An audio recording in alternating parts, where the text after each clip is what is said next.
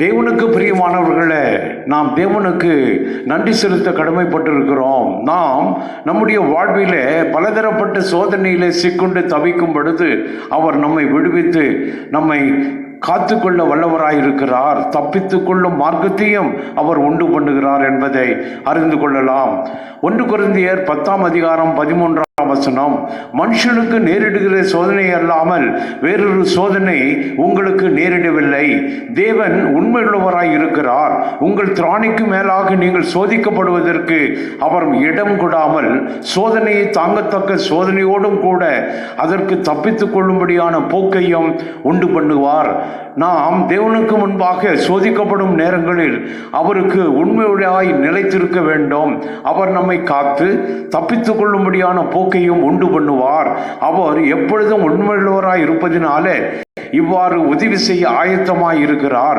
நம்முடைய திராணிக்கு மேலாக சோதிக்கும்படி தேவன் இடம் கொடாமலும் இருக்கிறார். அவர் கிருபை அளித்து சோதனையை தாங்கிக் கொள்ள பலத்தையும் கொடுக்கிறார். முடிவில் நீதியின் கனிகள் வெளிப்படும். கிழக்கத்திய நாடுகளிலே யோபு மிகவும் பெரிய ஐஸ்வர்யவானாக வாழ்ந்து வந்தான். தேவனை ஆராதித்து உத்தமனாய் வாழ்ந்து வந்தான். அவன் அநீதிக்கு விலகினவனும் பொருளாசைக்கு விலகினவனும் ஏழை எளியோருக்கு அவன் உதவி செய்வனுமாயிருந்தான். யோபு 31:9 முதல் 28 வசனங்கள். யோபுவை தேவன் சோதிக்கும்படி சாத்தானுக்கு உத்தரவு கொடுத்த போது ஜீவனை மட்டும் எடுக்கக்கூடாது என்று சாத்தானுக்கு கட்டளையிட்டிருந்தார். சோதிக்கப்படும் போது யோபு தேவனை குற்றப்படுத்தவில்லை. சோதனையை சகித்தான். தேவனை விட்டு விலகி போகவில்லை. தேவன் யோபுவை சோதனைகளிலிருந்து மீட்டு கொண்டார். யோபுவுக்கு முன்னிருந்த எல்லாவற்றை பார்க்கலாம் இரட்டத்தனையான ஆசீர்வாதங்களும் ஐஸ்வர்யமும் அவனுக்கு தந்திரப்பட்டது.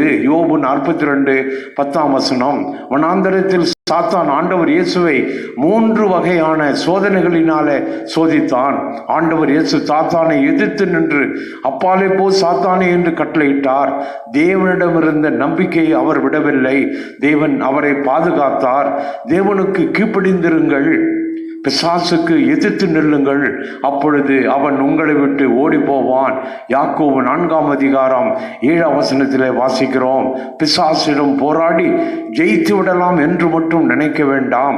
ஏனெனில் தேவன் சொல்லியிருக்கிறார், போராட்டம் என்னுடையது என்று தேவன் கூறியிருக்கிறார்.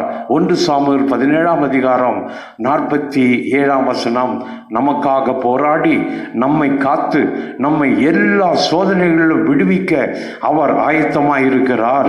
சிக்குண்டு தவிக்கும் பொழுது, கண்ணீரோடு வேதனையோடும் நாம் இருக்கும் பொழுது நம்மை அழகாக தப்பித்து கொள்ளும் மார்க்கத்திலும் பிரவேசிக்க செய்கிறார். தேவனுக்கே மகிமை. ஆமென்.